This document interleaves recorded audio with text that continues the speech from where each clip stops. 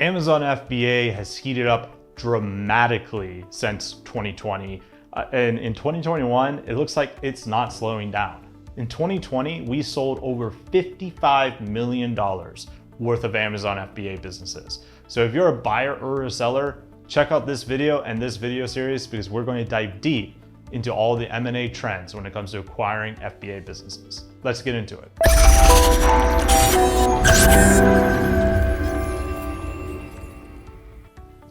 Hey everyone, my name is Gregory L. Frank. I am the Director of Marketing over at Empire Flippers, where we help people just like you buy and sell online businesses every single day of the week. And today we're exploring the industry report data.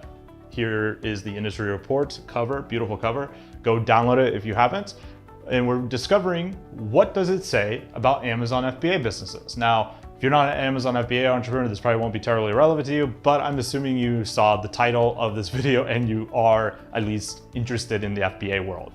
So we're going to dive into what this report says, and we're going to do kind of a mini video series. So this one is going to be the overall look at the Amazon FBA category. And then I'm going to have several other videos that just really explore different pricing tiers of how those businesses acted when we went to go sell them. So you'll see me do a video on sub 100K FBA businesses all the way up to $1 million and up with a bunch of different data points from the industry report. Haven't downloaded it, please do that, link down in the description. Also, while you're down in the description, make sure you subscribe to this YouTube channel and click that notification bell. We try to do videos as often as we can. I think I said in the last video, I usually say we do a video every week.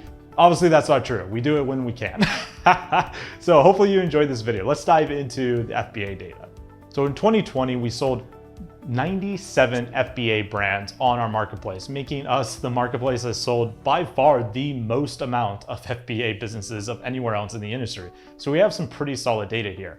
And that 97 businesses represents a 24% increase in sales that we did in 2020 over 2019. So that is a huge supply of sellers that came onto our marketplace and they sold. So that means supply increased dramatically, but so did the demand. So this is very, very interesting. And that sales data I mentioned earlier represents a 98% increase in transaction volume. So that $55 million is a 98% increase. That is gigantic. We sold bigger businesses than we've ever sold in history of our company. We sold our first 8-figure deal in 2020, and now we're selling more 8-figure deals that are all in the FBA space. And we had more 7-figure businesses on the marketplace than anyone else in 2020.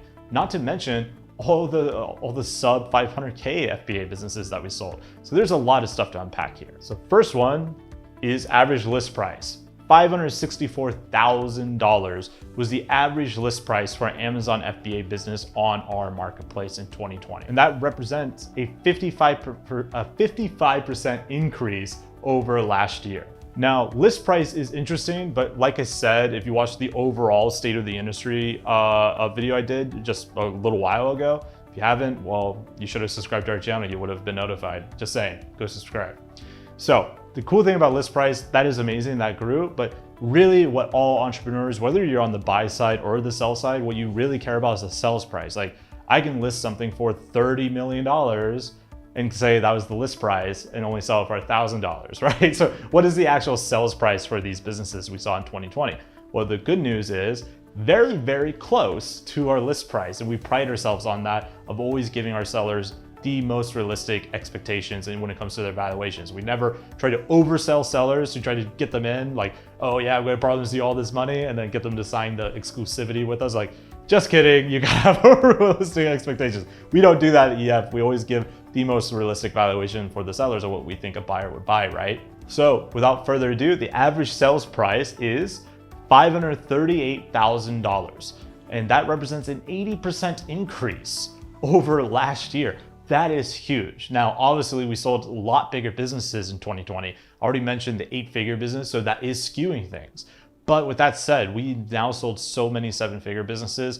It is without a doubt that you can sell these, there are bigger FBA businesses out there and that they are starting to sell. So if you are a buyer looking specifically for bigger FBA businesses to go out and acquire, never has there been a better time in that regard. There's more inventory on the marketplaces than there has ever been. And that's not just in the 7-figure deal range, but really in all the ranges for the most part. There are more deals to be had than ever. So yes, valuations have increased, but the inventory has also increased, which means more opportunities for you as a buyer to really acquire that business is going to be able to give you a home run for your strategy. And that price, the average sales price, the average sales multiple is also reflected in that. And not only are we seeing these bigger businesses with bigger prices, but the actual value of these businesses are also going up. So the average sales multiple for Amazon FBA businesses was 30.6x. Now keep in mind, that is a monthly multiple, not an annual EBITDA, but that represents a 14% increase in the actual multiple. Now, typically in the M&A space, like where we operate in, these multiples don't usually jump up. It's not like the stock market where you could be like way down here on Monday and way up here on Tuesday or at the end of Monday, depending on the stock, right? Businesses don't really work that way. So we're seeing this 14% increase in valuation over year is huge. And I go into more why these valuations have gone up so dramatically in the state of the industry video. So if you haven't watched that, go watch that or download the report. And I go into both why this is happening. But it's basically a confluence of events. They're all happening in perfect harmony, driving up these valuations. And the average days on market, so how fast does it, or how long does it take to sell one of these businesses, is right around the 67-day mark. And that 67-day mark, that is a bit skewed because remember, there's a bunch of 7-figure and 8-figure businesses now listed on our marketplace. If you have a smaller business, it'll probably go a lot faster, but 67 days in aggregate is how long it takes to sell an FBA business, which is a 24% decrease from how long it used to take back in 2019. So again, if you're a seller, that's awesome. Are you in a place where you can sell for the highest valuation possible that I've ever seen of any online businesses, but you can also sell it much quicker than you used to be able to do.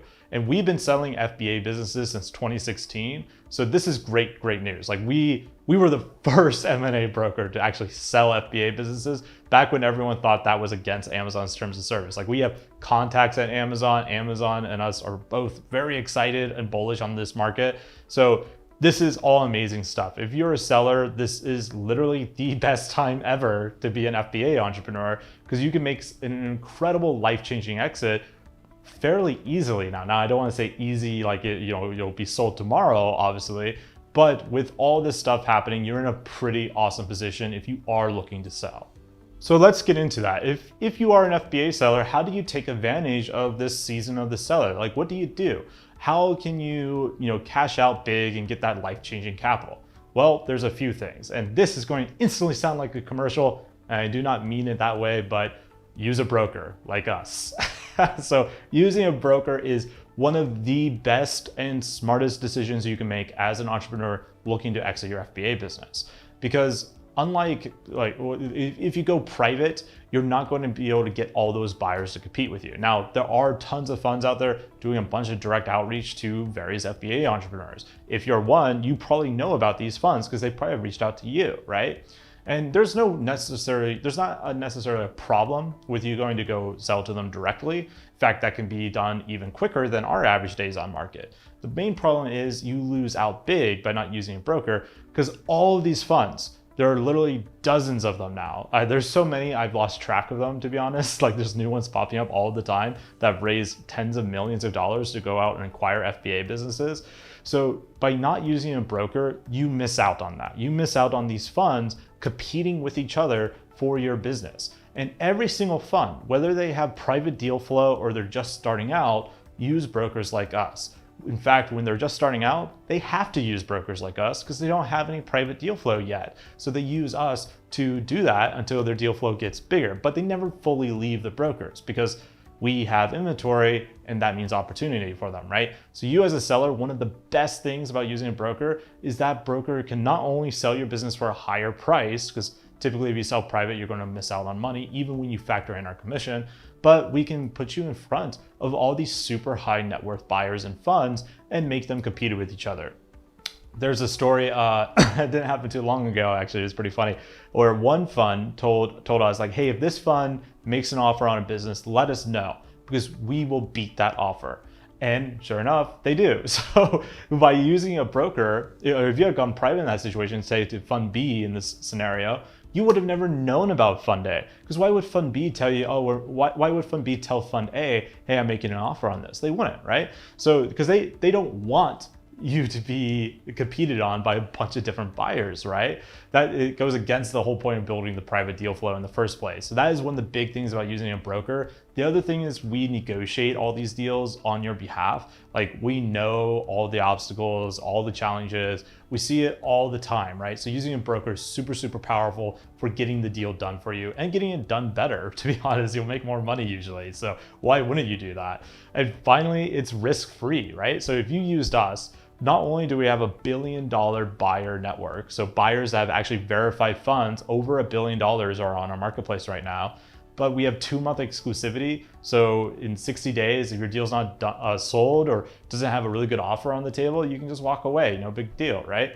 And the other thing is, it costs you zero, like literally $0 to get a professional valuation from us by just submitting your business for sale. So these are all just some of the reasons why using a broker makes a ton of sense. And if you want to take advantage of the seasoned seller, I highly recommend you do that. Now, before you try to take advantage of the seller's market, one thing I always tell people to do is do not time the market, right? You should not be timing the market. You should only sell your business if it makes sense for your personal or business reasons, and ideally both, and whatever those reasons are. Now, I have videos talking about personal and business reasons for entrepreneurship on this channel, so go and subscribe if you haven't, go check out the video archive.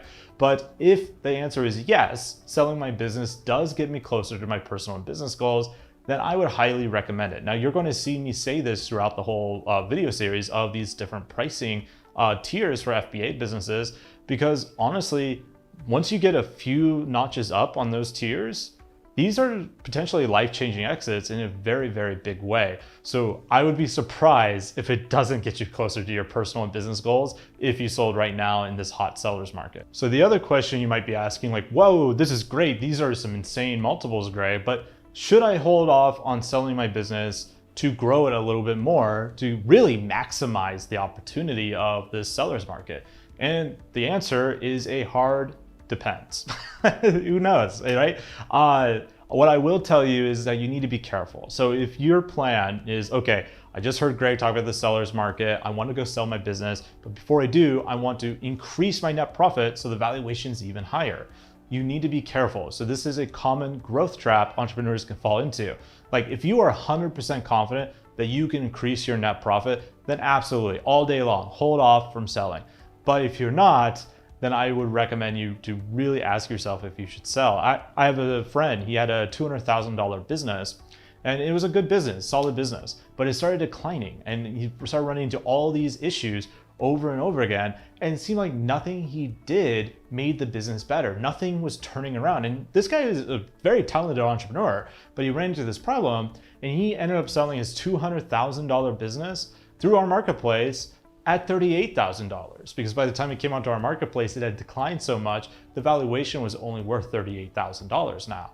And some buyer bought it and was able to turn it around, all that good stuff, but for whatever reason, he could not. So you don't want to put yourself in that position where say you have a big 500, 800,000 Amazon FBA brand that is starting to decline. And if you're not 100% confident on being able to turn it around, I would highly recommend looking to sell before that valuation goes down further. And personally, this is just my own, like what I would do in this situation. If I had a 6-figure or even 7-figure valuation FBA business on my hands, even if I was 100% confident I can grow that business to be even bigger, I'd probably sell.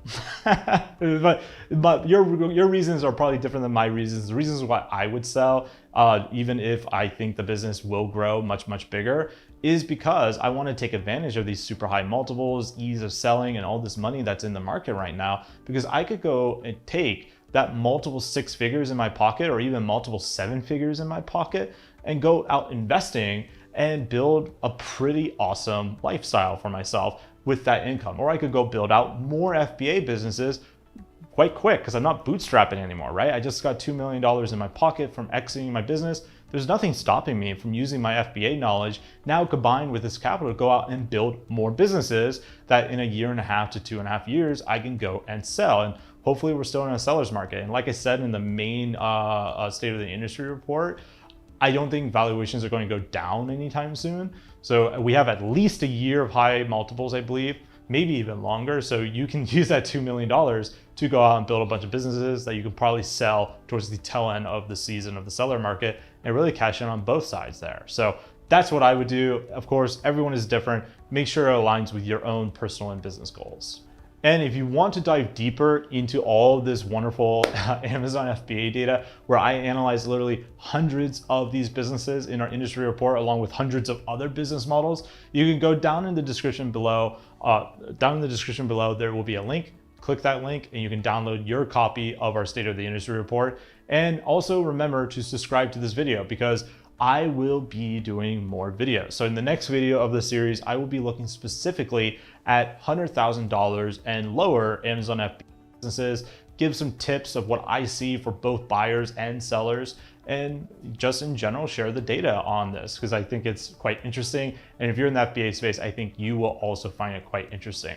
Okay, so that's it. And by the way, if you do want to take advantage of the season of the seller and you're ready to sell right now, like, Greg, you've convinced me, please sell my business, there will be a link down below in the description you can go to right now and get that whole process started. Again, costs you absolutely nothing to do, and you'll get a professional valuation by the largest curated marketplace in the world. So I will talk to you all soon in the next video.